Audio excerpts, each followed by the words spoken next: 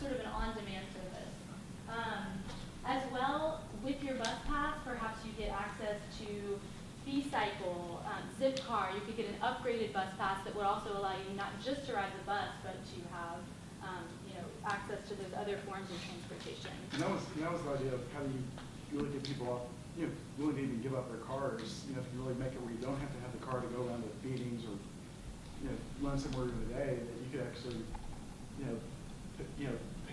prepay for all those other sort of add-on services that make it really easy. And then that replaces the whole idea of inclusive urbanism, because you can have very sort of basic service, but you can also have increased levels of service that you can buy. Since we have 30 seconds left, along these arterials, we're going to upgrade the sidewalk as well as the bike infrastructure, so people can also protected bike lanes to get in. Phase 2 is adding fleet, so adding some buses once we get the funders on board and have more resources.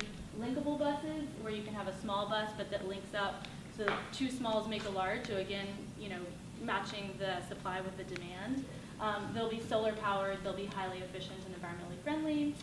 Sharing a fleet between MTA and MNPS, sort of, we have all these different systems of buses, but perhaps we could do some integration. High schoolers are already allowed to ride the bus for free, so maybe we could eliminate those buses and have a joined system that's more efficient.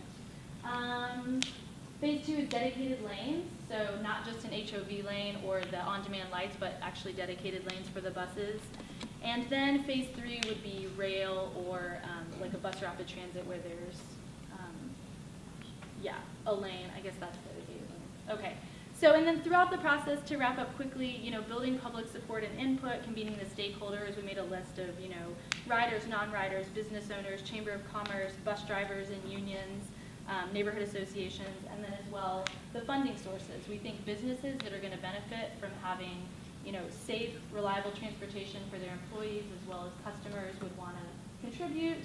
Government sources, advertising on the buses, and foundations. Anything to add? Great job.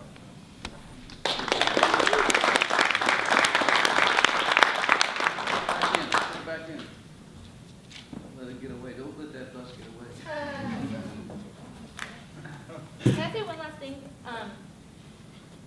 He did the math that during the 90-minute rush hour periods in and out of the city, we can move 100,000 people in a 90-minute period with our arterial design, which we think is pretty good.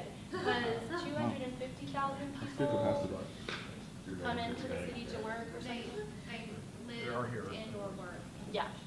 So we would be meeting like almost half.